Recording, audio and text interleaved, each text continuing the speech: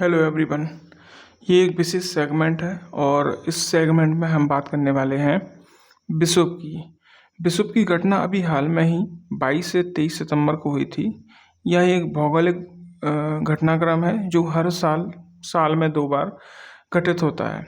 Bishop क्या होता है? तो बिशप एक ऐसी घटना होती है जिसमें पृथ्वी अपने परिक्रमा पथ पर घूमते हुए साल में 2 बार ऐसी स्थिति में आ जाती है जब दिन और रात बराबर होते हैं। ठीक है, तो इस वीडियो में हम ये भी समझेंगे दिन रात कैसे बराबर होते हैं, विषुव की घटना कैसे होती है, अंतरिक्ष में ये कैसे दिखाई देती है। इसको हम प्रैक्टिकली समझने की कोशिश करेंगे। तो अभी आप सामने देख सकते हो कि पृथ्वी जो हमारी 23.5 डिग्री अक्ष पर झुकी हुई होती है, ये उसी तरीके से झुकी हुई है। ठीक है, अभी आप जो देख सकते हो सूर्य का जो एंगल है वो मकर रेखा पर स्थित है। ठीक है, यानी कि दक्षिणी ध्रुव पर स्थित है। अब ये जो है, ये वाली जो स्थिति जो भी आप सामने करंट में देख रहे हो, ये बनती है 22 दिसंबर को।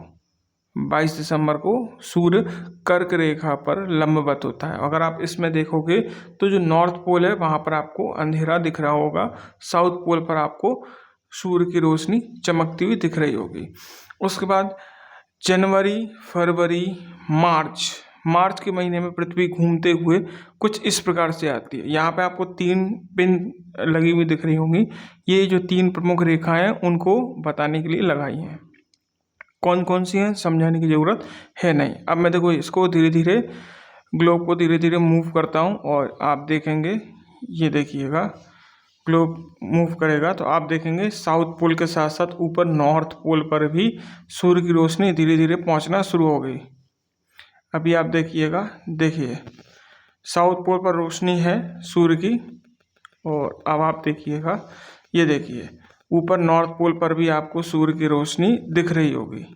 ये स्थिति साल में 2 बार बनती है, इसी को ही कहते हैं विषुव। अब आप इसको यहाँ पे देखिए, नॉर्थ पोल पर भी सूर्य की रोशनी है और नीचे साउथ पोल पर भी आपको सूर्य की रोशनी दिख रही होगी। तो इस स्थिति में जो है दिन और रात की जो अवधि होती है, समय होता है, इससे ये बराबर होता है, जिसे दिन रात बराबर भी कहते हैं या विषुव भी कहते हैं। विषुव 2 प्रकार के होते हैं, शरद विषुव और बसंत विषुव।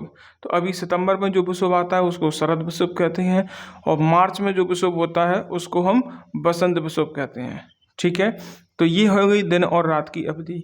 इस समय दिन रात बराबर होते हैं और सामान्यतः तापमान भी लगभग पूरे पृथ्वी पर लगभग समान, एक तरह से ना गर्मी अधिक होती है ना सर्दी अधिक होती है। ठीक है, अब हम जैसे मार्च से काउंटिंग कर रहे थे, तो मार्च के बाद की स्थिति क्या होती है? मार्च, अप्रैल, मई, जून। ठीक है, तो जून में 21 जून को पृथ्वी सूर्य जो है कर्क रेखा पर लंबवत होता है। तो वो स्थिति क्या होती है, अब हम उसको समझते हैं। ठीक है, मैं अब इसको फिर ग्लोब को घुमा रहा हूँ और आप देखिएगा, ये धीरे धीरे धीरे धीरे अब आप देखिएगा साउथ पोल पर रोशनी कम हो जाएगी, साउथ पोल पर रोशनी खत्म हो जाएगी, अंधेरा हो जाएगा, और देखो नॉर्थ पोल पर रोशनी बनी रहेगी।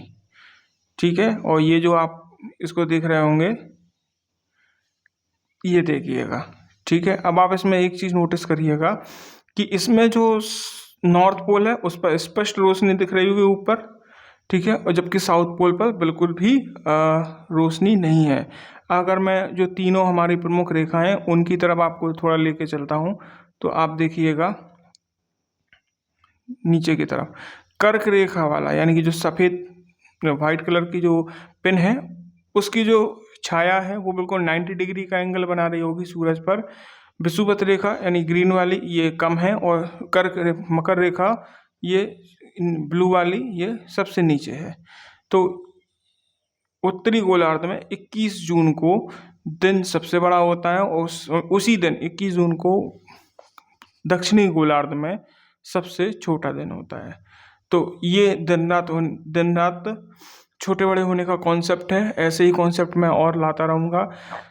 ऐसे कॉन्सेप्ट को जानने के लिए जुड़िए एग्ज़ाम परफॉर्मर से, और आपकी टेस्ट सीरीज भी अब शुरू होने वाली है, जिसमें यूपीपीएससी, यूपीएससी, एमपीपीएससी की जो चल रही थी सारी टेस्ट सीरीज अब कंटिन्यू रहेंगी। चलिए, वीडियो देखने के लिए धन्यवाद। चैनल को सब्सक्राइब करें, वीडियो को लाइक करें, और जल्द ही आपकी टेस्ट सीरीज भी अपलोड होना शुरू हो जाएंगी। और NCERT कोर्स के बारे में बता देता हूँ कि ये कोर्स भी हम लोग जल्दी शुरू करने वाले हैं। तो जैसे ही हमारा लाइव क्लासेस का सेशन शुरू होगा तो NCERT कोर्स मैं शुरू कर दूँगा। चलिए मिलते हैं नेक्स्ट वीडियो में, तब तक के लिए धन्यवाद।